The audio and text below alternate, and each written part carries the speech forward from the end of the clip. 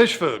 It's a no-brainer, right? You buy a can of food that has a picture of the fish that you keep on it, and every once in a while you throw it in and everyone's happy, right?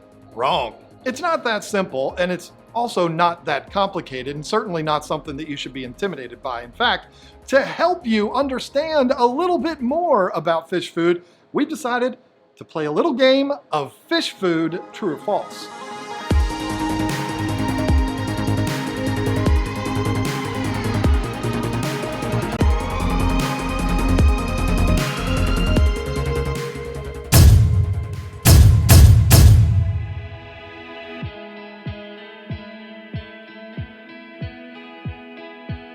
You can feed your fish the exact same thing for 2 meals a day, every single day, and they'll be perfectly fine. This is true, but come on. Yes, it's true. If you're keeping a particular fish and you go buy food that's specifically made for that fish, you feed it to them a couple times a day, they'll be fine. But let's just use a little common sense here. Will they really be fine? Let's do something I like to do in all of our videos, and that's attach a human analogy to this. I am a sucker for pizza. I'll eat pizza any day for any meal. I don't care who made it, and I don't care where it's from. If you offer me pizza, I'm gonna eat it. Unless you put anchovies on it. Ugh, what? No, why? You can get pizza with ham on it, vegetables, and even fruit, so it's got all the main food groups in it. And believe me, I would eat that happily for 3 meals a day. But as much as I love pizza, if I was going to be eating it 3 meals a day, it'd be great at first, and then after a while, it would kind of be like, all right, come on, man, this is getting ridiculous. I know it seems silly, but it's the same way for your fish. The food you're feeding them has everything they need to thrive, but I promise it gets old for them too. I know what you're thinking. John, come on, comparing fish food to people food, come on, this is getting stupid. I don't know, maybe I'm just being silly and it's really not all that important and we should just move on. Well, no, I wouldn't be doing my job if we just skipped this.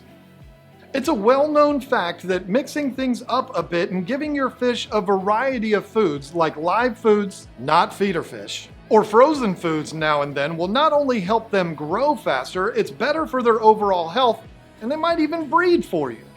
The bottom line is this. Yes, your fish will survive if you feed them the same thing all the time.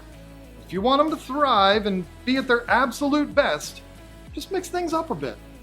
Imagine what I would look like if I ate pizza for 3 meals a day. No, wait, don't answer that.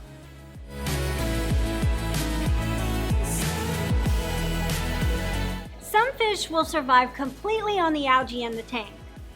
Scratch what you've heard about this, because this is fun. Yes, it's true, there are tons of algae-eating fish that will go around and clean it off of the glass and decorations, but there's a lot of people that believe this is enough and they don't need to provide them with anything else. Not only is this false, but it's also cruel. The number one thing you should think about here is that a good balanced aquarium shouldn't have any algae in it. So if there's no algae in it and you're not feeding them, then what do you think is going to happen? This is a true story. When we had our fish store, we sold Autosynclus. This is a very popular algae-eating fish, and I can't tell you how many customers we had that would come in and say, no matter what I do, I can't keep ottos alive. We'd say, well, what are you feeding them? And they'd say, what are you talking about? We don't have to feed them. They eat the algae. Then we'd say, well, is there any algae in the tank? No, they cleaned it all up. And this is when we would have to calmly say, so you're not feeding them because they eat algae, but there's no algae in the tank, and you're wondering why they died? Hello? You're starving them to death. To make this story even more crazy, this one customer said that he was trying to keep ottos in a brand new tank. He put them in there to get the cycle going before he added his main fish and couldn't understand why they were dying. So he was putting algae-eating fish in a new tank that was still going through the cycling process and didn't even have any algae in it yet. I wonder why they were dying. Listen, it's true there are some fish like otters that can survive eating nothing but algae, but the thing is, if they do their job and clean up the algae, they've just eliminated their food source. It's our job as fish keepers to make sure we supplement their diet with algae fish foods. There's tons of them out there and you can find them anywhere.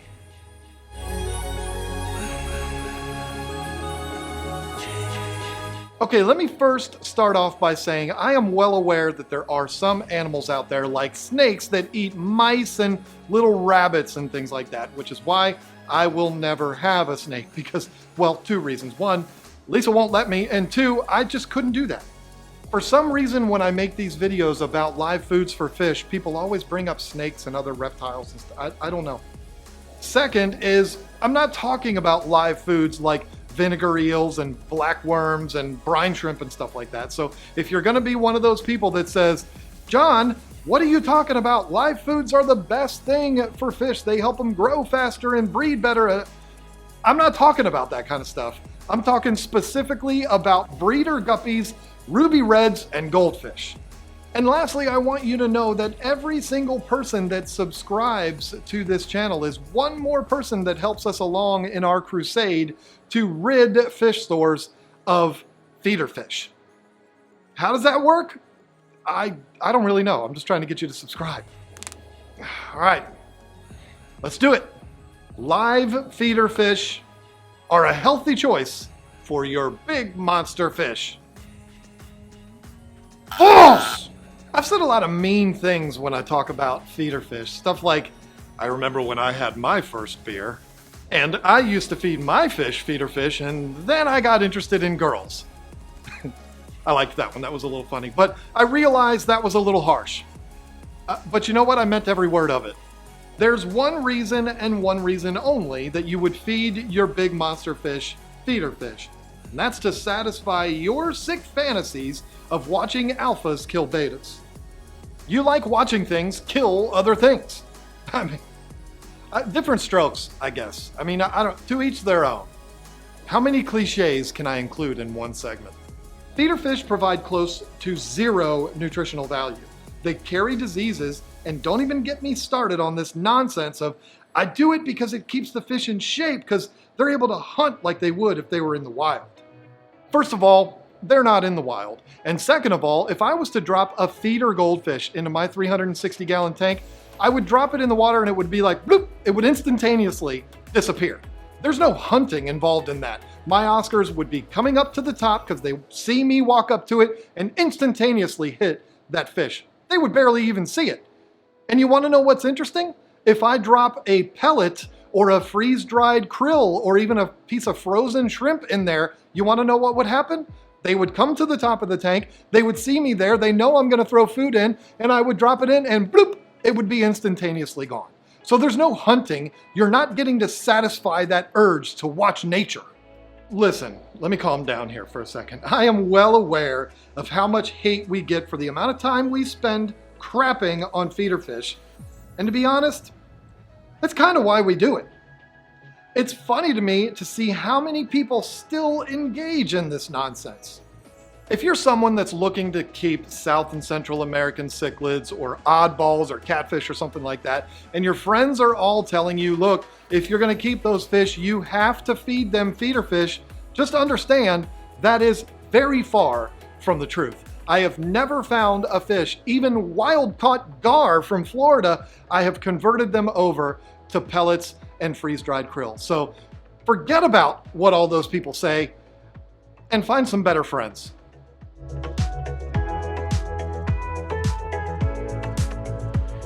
Okay, let me just say this up front. This is our opinion, and yours may be different, and that's okay. We're not presenting this as a fact. Frozen fish foods are the best foods you can feed your fish. True. Ask any experienced fish keeper what the best ingredient in fish food is, and the unanimous answer will be shrimp, mainly krill and brine shrimp, and then the second answer will be bloodworms. You'll find that in most processed fish food, the main ingredient in almost all of them is going to be shrimp. Why is that?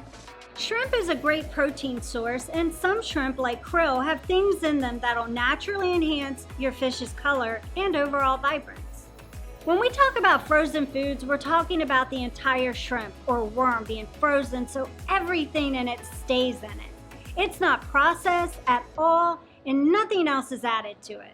None of the nutrients or minerals naturally found in these things gets cooked out. It's just frozen in time.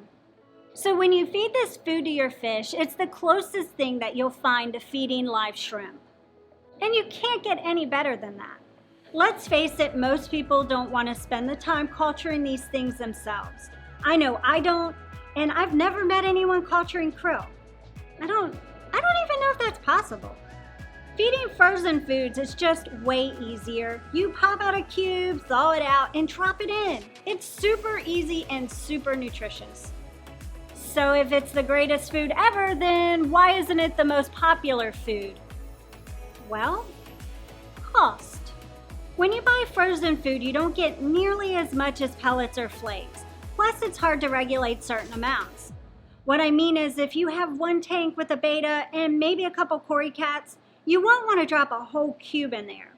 It's just way too much food, and so much of it will go to waste.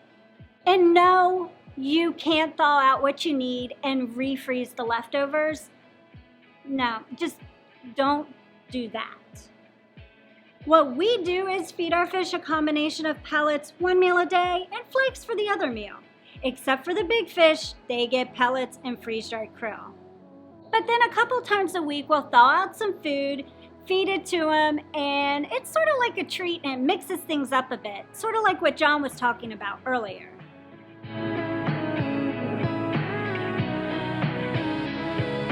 If you're in New England or a Tampa fan, don't immediately click dislike, unsubscribe, and leave forever. I promise this is gonna make sense. Let's have some fun. The big name brands do not make good fish food. Well, contrary to what a lot of people will have you believe, this is very false. So let's do this. If I say names like Tom Brady, JB Mooney, LeBron James, and Alex Ovechkin, you're either gonna say, I love them or I despise them. If you love them, it's because you're smart. And if you hate them, it's not because they're bad people, it's because they are so good. I mean, the numbers don't lie, folks. Well, except for LeBron, because he cries a lot. And he walks out on his team. I was thinking of the biggest names in sports to put in this little bit here, and I entertained the idea of Mike Trout, but then I was like, wait a minute. Everyone loves Mike Trout. And if you don't love Mike Trout, there's probably something wrong with you. I don't know. I mean, maybe your mom didn't hug you enough when you were a kid, because Mike Trout is quite possibly the perfect human being. Anyway, when someone is at the top of their game and doing things bigger and better than everyone else, there's automatically going to be a ton of people that hate that person. Or in regards to fish keeping, they hate that company. There's a ton of big time companies in fish keeping that fish tank snobs automatically hate, like Hikari, Marineland, and API. They don't hate them because they produce bad products. They hate them because they're so big, they dominate the market, and their moms didn't hug them enough as a child. These companies are producing great products. And I can make the argument that if it wasn't for these companies, this hobby wouldn't be half what it is today. Don't pay attention to these elitists that'll say their products are trash, they use bad ingredients, and their chemicals do nothing for fish. You don't get to be as big as they are without creating some really good stuff.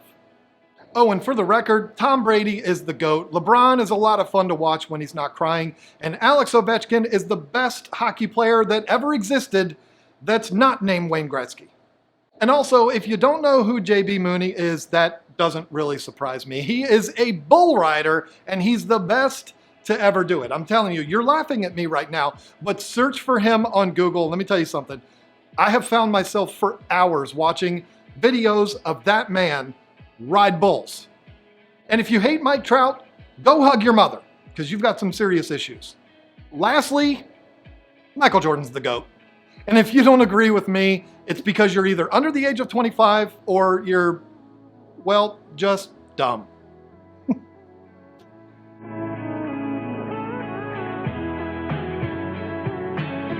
live food can help entice some fish to breed. True, but not feeder fish. It's true.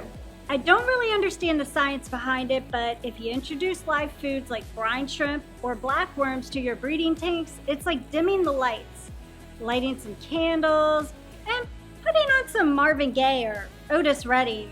There's gonna be some action. Who's Otis Redding? I haven't introduced you to him. Huh. Okay. I would turn on Otis if nothing else works. He's like a secret weapon. Anyway, this live foods trick, or John's Otis Redding trick, is a good thing if you're trying to breed your fish, but I'll just warn you, if you don't want your fish to breed, you might want to stay away from them. This is exactly why you haven't been introduced to Otis. What? Never mind. Behave yourself. I'm a grandmother.